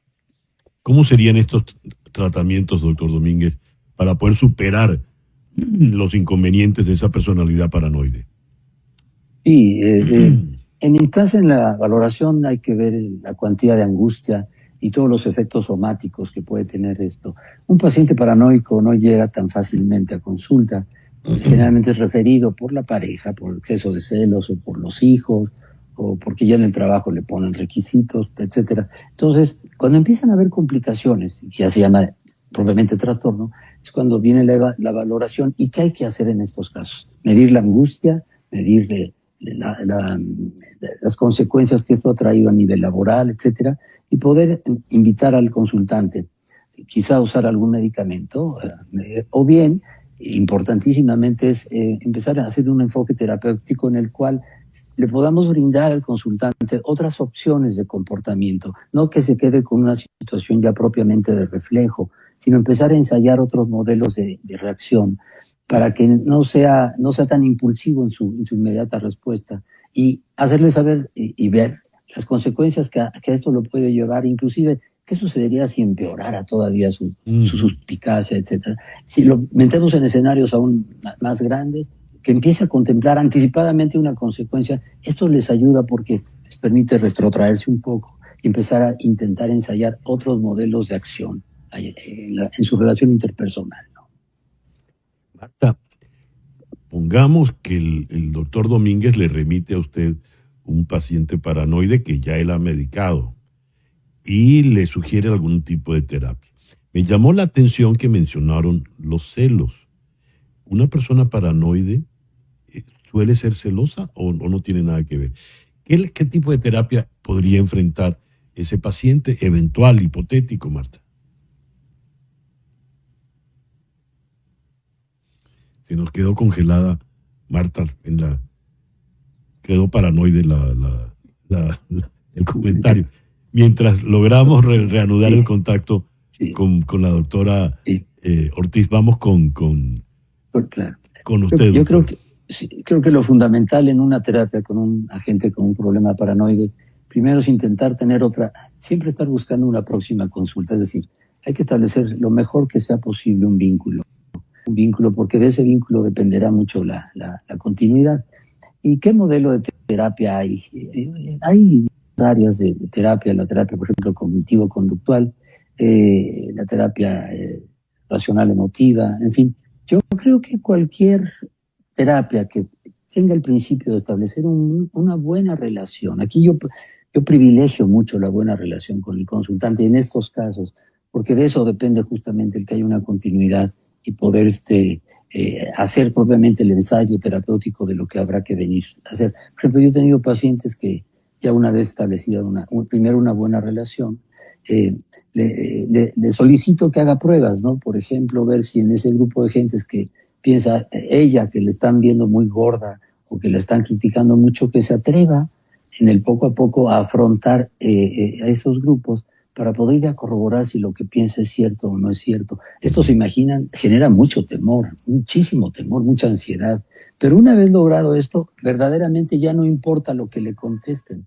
Ya logró acercarse a aquello que de pronto se convierte hasta en una situación fóbica, hasta una situación de rechazo. Y esto es lo que llama mucho la atención a nivel, por ejemplo, laboral, que empieza a haber un comportamiento raro en la gente, o en el salón de clases, o en la relación con los amigos. No llevo a mi pareja precisamente porque siento que fulanito de tal puede estarle filtrando, la está seduciendo, la quiere conquistar, y empieza la gente a verme raro, ¿no? Extraño. Y si yo llego raro y extraño, la gente empieza a mostrarse rara y extraña conmigo, y entonces incrementa más todavía la paranoia. Y le da motivos, ¿verdad? Para decir, tenía razón. Exactamente. Se hace un círculo ahí vicioso. Y en el caso de los celos, doctor Domínguez, ¿cómo funcionan los celos? ¿O de qué manera la paranoia los alimenta, los incrementa? Sí, la celopatía, esta idea de cuando hubo un apego, cuando de pequeños tenemos un apego en donde la figura que nos va educando es negligente, no está tan al pendiente de mí, se distrae mucho, etcétera, empieza a haber un principio de duda, ¿no? de este apego, digamos como origen. ¿Qué va pasando más adelante? Tengo que comprobar que esto es cierto, tengo que comprobar que verdaderamente, y empieza una actitud de pesquisa, de investigación excesiva, que en el fondo, si ustedes se dan cuenta, casi es una petición a por favor ponme el cuerno. O sea, estar reiterativamente en ese tema hace que la pareja ni lo había pensado, pero cuando se lo está recordando tanto el esposo, la esposa, el novio o la novia, llegan a pensar, bueno, dicen eso, no, creo que sí está guapo tu primo, ¿no? Creo que sí, ¿no? Volvemos otra vez un poco a lo mismo, como mi comportamiento propicia justamente desencadena y desenlaza lo que no quería. ¿Cuál es el peor riesgo que corre una persona paranoide, doctor? Puede ser el suicidio, por supuesto, puede ser o puede ser también la agresión, la violencia y hasta el homicidio, ¿no? Yo creo que si hablamos a nivel comunitario, grandes sociedades, hay guerras y hay movimientos que a veces se generan mucho a partir de una gente con una cuestión paranoide y empieza a contaminar a través de esta suspicacia de una colectividad, y de pronto existe una masa que está en contra de un gobierno, una masa que está en contra de un sindicato, etcétera, y todo se inicia por alguien que puede tener ahí una pizca de ideas de este tipo, ¿no? Y siempre él será inocente o ella será inocente porque la responsabilidad es de otro, ¿no? Es de otros, y además en un estado como de mucha injusticia, en un estado de mucho resentimiento, en un estado de mucha, sobre todo injusticia, ¿no? Yo creo que a veces en la abogacía podemos encontrar muchos amigos que yo tengo abogados, justamente empieza a existir esta defensoría por lo justo, y a veces se meten en cosas muy injustas, ¿no? Ya. El tiempo lamentablemente se nos ha terminado, pero ya recuperamos afortunadamente a nuestra muy apreciada Marta Ortiz. Entonces, Marta, por favor, le voy a pedir que nos dé la palabra de conclusión en el foro de hoy. Por favor. Una disculpa, está lloviendo a cántaros. Primero que nada, el sistema familiar que rodea a la personalidad que estamos hoy mencionando, o sistema laboral, como está mencionándolo el doctor, se ven profundamente afectados por el accionar de una persona con estas características. De manera que es importante saber acudir a los profesionales, pedir justamente una evaluación y atender puntualmente al proceso que se indica. En el abordaje sistémico, todo lo que pasa a un miembro de la familia o entorno escolar, laboral, social, afecta necesariamente a todos los demás en mayor o menor grado. Entonces, es importante pedir ayuda si no es la persona que está reconociendo que está en una situación como la que se describe. Las personas a su alrededor pueden buscar información o ayuda con profesionales como el doctor Domínguez. Marta, Juan Antonio, muchísimas gracias por habernos acompañado en esta amena conversación muy interesante en la mañana de hoy. Muy amable. Al revés, gracias a ustedes y a su público. Un abrazo, hasta luego, hasta pronto. La doctora Marta Ortiz es psicóloga clínica con doble maestría en psicoterapia. Ella es docente también. Y el doctor Juan Antonio Domínguez es psiquiatra. Ambos, ya lo habrán notado por sus acentos, en Ciudad de México. Una pequeña pausa y al regreso vamos a conversar con el periodista Alejandro Hernández, director de La Gran Aldea, sobre el editorial que hicimos hoy. Están poniendo presos en Venezuela a todos, incluyendo a los economistas. ¿Por qué? Ya regresamos en Conexión.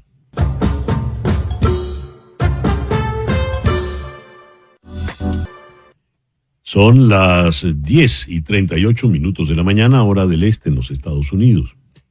Leo lo siguiente: en medio del colapso de la moneda en Venezuela y de una creciente escalada de los precios, el gobierno de Nicolás Maduro ha hecho de la represión una herramienta de política económica. Hasta ahora, 50 personas han sido encarceladas en el intento por borrar el mercado paralelo de divisas. A ello se suma el hostigamiento a académicos y analistas, sometidos a interrogatorios e incluso a detenciones, según denuncia el Observatorio Venezolano de Finanzas. Nuestro comentario editorial de la mañana de hoy lo hicimos a propósito de esto y leímos algunos párrafos de un artículo reciente de Alejandro Hernández, el director de La Gran Aldea, a propósito de el silencio que se le trata de imponer a los economistas. Vamos a Bogotá para conversar precisamente con Alejandro Hernández.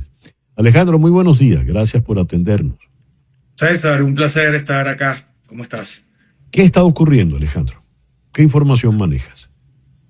Bueno, César, lo que está pasando es que el estado de terror que se ha impuesto en Venezuela desde el 28 de julio está en su máxima expresión y nadie está exento. Por eso hemos visto lo que ocurrió con los economistas en los días pasados, ¿no? El gobierno teme que la nueva crisis económica que está en puerta desborde a la sociedad y por eso está actuando con la mayor fiereza posible para evitar que información llegue a la gente, información económica llegue a la gente. La idea es crear una especie de sociedad del silencio, ¿no? Donde no se pueda donde no se pueda opinar y donde no se pueda informar. En buena medida lo han logrado y bueno, ahora están yendo por los pequeños resquicios que quedan, ¿no? Y como te decía, nadie está exento, ni siquiera quienes en algún momento han estado en la línea narrativa medianamente conveniente del gobierno. No hay exentos de la represiva y del estado de terror que hoy hay en el país. El arresto, la detención de Rodrigo Cabezas, quien fuera ministro de Finanzas de Hugo Chávez, dirigente fundador del chavismo y economista, ¿tiene que ver con esto o es otro problema? Bueno, pareciera que está vinculado a esto, por ser él economista y por él haber tenido desde hace un tiempo una postura crítica, ¿no? Sin embargo, como la opacidad es lo que ha reinado, la familia del exministro Cabezas no ha podido explicar a qué responde la detención de Cabezas, y más bien lo que han hecho es pedir información acerca de su paradero y acerca de sus condiciones. No hay información real acerca de los detenidos. No se sabe ni siquiera cuántos de estos economistas siguen detenidos. Y por supuesto los liberados, porque hay unos que han sido liberados, no van a informar porque temen las represalias con toda sensatez que podrían venir si ellos hablan, ¿no? Lo has dicho, es el terror por el silencio, ¿no? La ley del silencio. Pero aquí hay algo que me llama la atención, Alejandro. Antes, ante las subidas estrepitosas del dólar, por ejemplo, se cerraba algún medio, ¿verdad? Hubo medios páginas que divulgaban el costo del paralelo, por ejemplo, y se cerraba. Pero ahora la ofensiva ha ido con académicos, con economistas destacados, profesores universitarios, que no necesariamente están vinculados a algún portal en particular. Ya no se trata de los periodistas, se trata de los profesionales de la economía. Esto no va a evitar que la economía siga dando sus bandazos, ¿verdad? ¿Qué se pretende entonces? Bueno, se pretende que nadie hable por ejemplo, de la brecha cambiaria.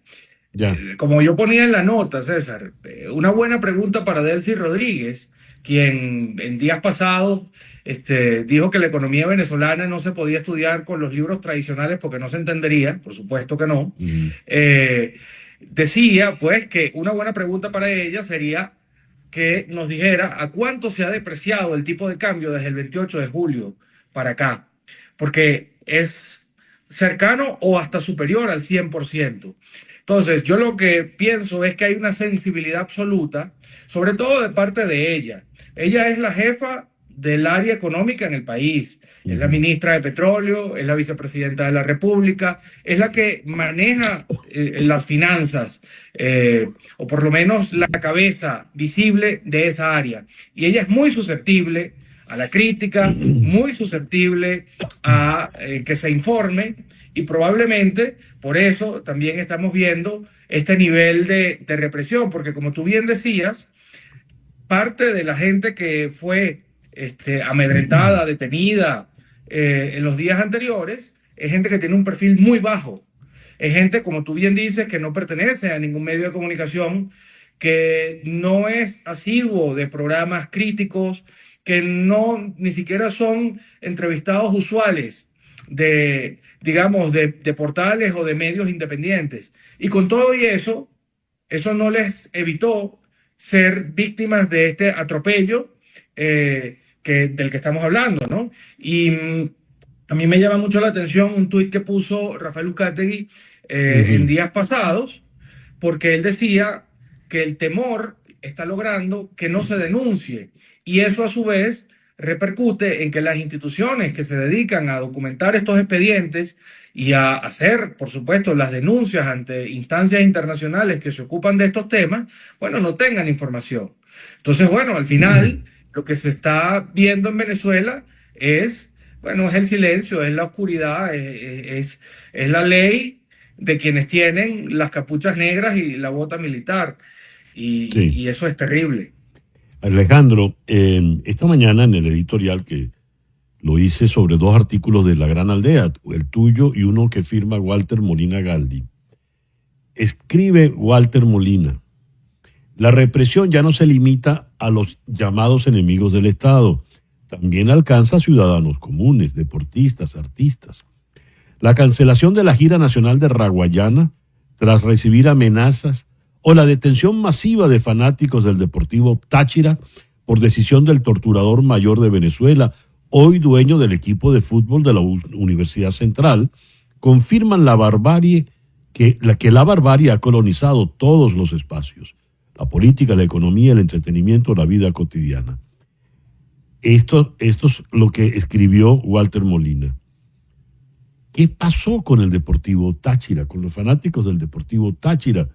¿Qué es esta cosa tan rara, Alejandro? Bueno, es un signo más de que ya no hay espacios libres de la opresión o del miedo en Venezuela, ¿no? Unos fanáticos que simplemente lo que estaban era alentando a su equipo en la final del torneo Apertura.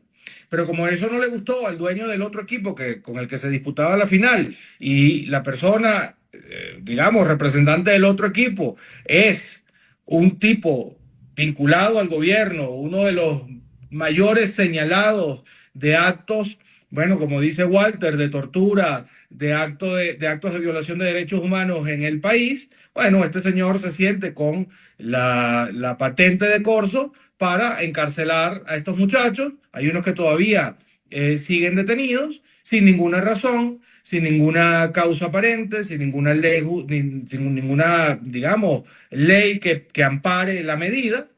Y bueno, es un signo más del estado de terror que yo, bueno, trato de explicar en el artículo que hay en Venezuela. Mira, cualquier crítica de la sociedad civil del 28 de julio hacia acá, cualquier acto, digamos, ni siquiera de desobediencia, yo diría de protesta, de queja, lo que ha sido es reprimido a través de los organismos de seguridad del Estado, a través, bueno, de la violencia, del terror, ¿no?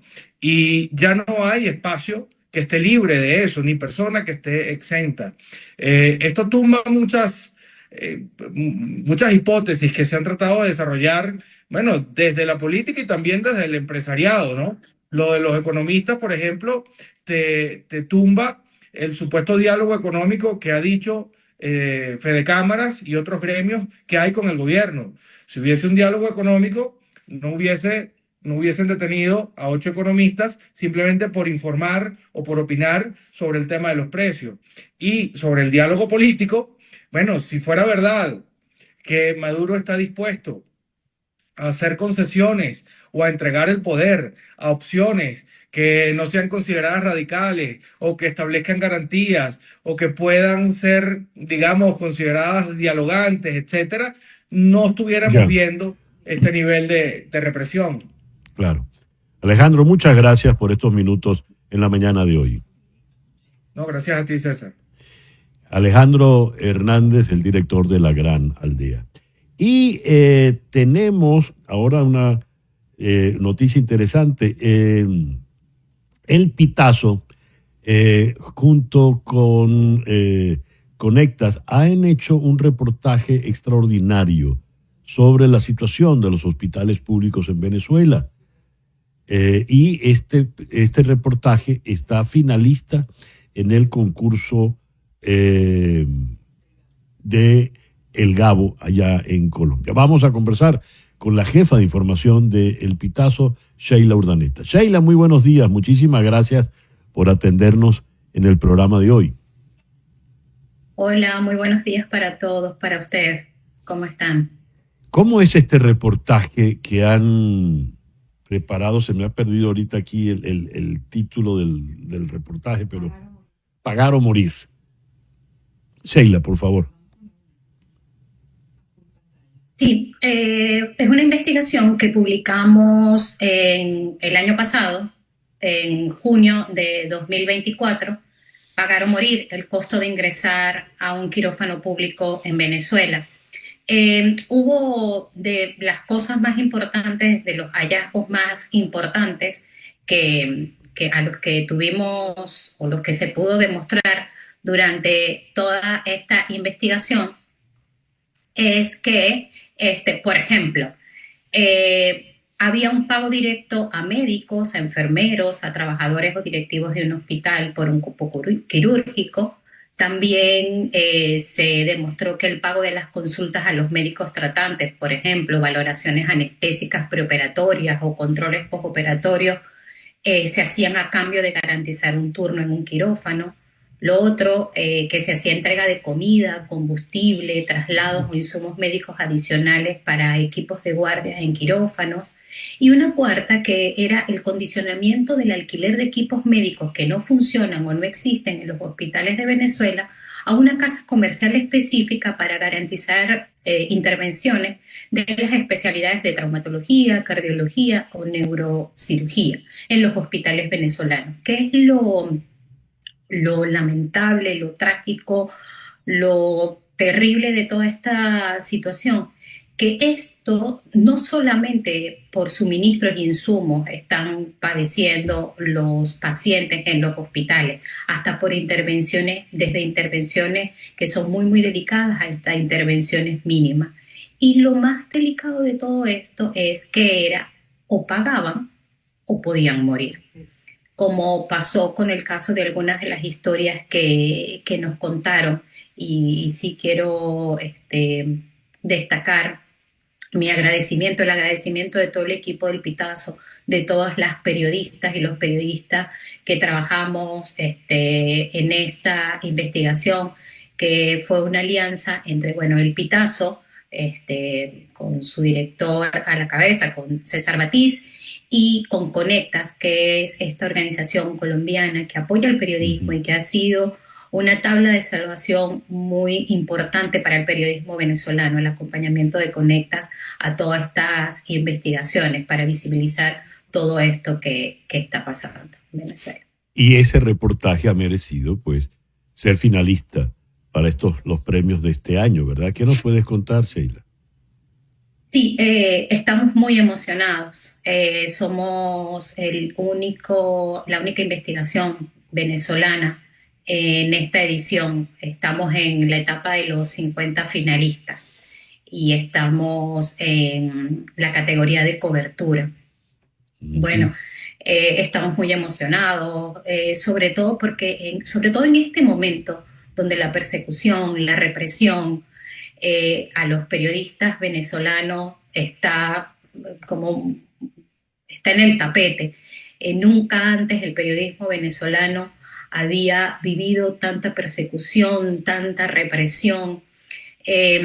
Hay periodistas detenidos en Venezuela, y que se reconozca el trabajo que por encima de todas estas circunstancias de riesgo, de peligro, de lo que estamos viviendo, al final todos los venezolanos, porque pareciera que en este momento no hay una línea a perseguir o a políticos, en este caso digamos que tuvieran diferencias en contra de los que están en la administración del poder en este momento, sino que no se ha discriminado. Periodistas presos, políticos presos, ciudadanos que nunca han tenido trabajo político están presos, economistas presos, fanáticos deportivos presos. y que se reconozca el trabajo del periodismo venezolano, en este caso con Pagar o Morir, que fue una investigación que nos afectó muchísimo, porque conversar con quienes nos contaron sus historias, que su vida, por ejemplo, hay un caso, el caso de la señora Carmen, y todos los casos son graves, pero recuerdo el caso de la señora Carmen, que le faltaban $20 para que la operaran, porque ya estaba muy grave de un problema de vesícula, ya se estaba, su vesícula ya estaba a punto de reventarse, y la sacaron del quirófano, porque no tenía $20. No. Sí, y entonces todo esto nos trastoca muchísimo, porque también los periodistas venezolanos estamos padeciendo las mismas cosas que padecen el resto de los ciudadanos. Antes, o por lo menos cuando yo comencé a hacer periodismo, los periodistas contábamos lo que le pasaban a los otros. Ahora los periodistas estamos inmersos en esa misma historia, padeciendo lo mismo que padece el resto. Claro, es que todos estamos en ello. Ahora, Sheila, no deja de ser alentador que en medio de la penuria, de todas estas dificultades, ese trabajo extraordinario, sacrificado de los periodistas, se ha reconocido, evidentemente en el exterior, porque en Venezuela no los van a reconocer, pero está este reconocimiento a ustedes con el premio de García Márquez allá en Colombia. Mencionaste a nuestro querido César Batiz, quien acaba de recibir un premio muy, muy importante en Estados Unidos. Y esta mañana, cuando veníamos acá a la radio, con muchísima alegría vimos, Floralice y yo, la foto de nuestra querida Rona Rizquez recibiendo el premio de periodismo Rey de España allá en Madrid, por ese trabajo donde también estuvo involucrado Conectas, el trabajo de la operación Retweet que se hizo después de las elecciones del año pasado, de manera tal de que internacionalmente están reconociendo el trabajo profesional de estos periodistas, pero también la implicación social y política que esos trabajos están teniendo. Así que yo, que te he admirado y seguido durante tantos años, me siento inmensamente feliz y muy agradecido, no solo como periodista, sino como venezolano, Sheila, por ese trabajo encomiable realmente que han llevado ustedes adelante. No, le agradecemos muchísimo, la admiración es mutua y el respeto, y bueno, los periodistas venezolanos agradecemos que el mundo esté mirando lo que estamos haciendo. Está lo del Premio Rey de España con esta alianza de medios independientes y la operación Retweet que se recibe ayer. Ahora estamos como finalistas para el Premio Gabo y bueno, ojalá sí lo logremos, sobre todo por el periodismo. Y voy a traer una frase que del discurso que Nela Balbi, mi querida Nela Balbi de IPIS, dio cuando la Colpin, la última Colpin, que dijo librar por todos. Entonces, bueno, queremos que el periodismo venezolano libre por todos. Así es. Este es un reconocimiento al periodismo venezolano, a los periodistas venezolanos, a los que queremos que la historia de Venezuela se siga contando por encima del miedo, de la persecución y de la represión. Un beso, Sheila. Felicitaciones. Muchas gracias. Sheila Urdaneta de El Pitazo. Y este viernes, en Conexión, lo más reciente del conflicto, de la guerra Irán-Israel y la decisión del presidente Donald Trump al respecto. Este viernes, en Conexión. Gracias por permitirnos estar allí. Tengan todos el mejor día posible. En Conexión fue una producción de Floralice Anzola desde 360 Content para TVV Network en los estudios de éxitos Miami 107.1 HD2, con Laura Rodríguez en la producción general, Mariel Sofía Rodríguez en la producción informativa, Carlos Prato en los controles y ante el micrófono, quien tuvo el gusto de hablarles, César Miguel Rondón.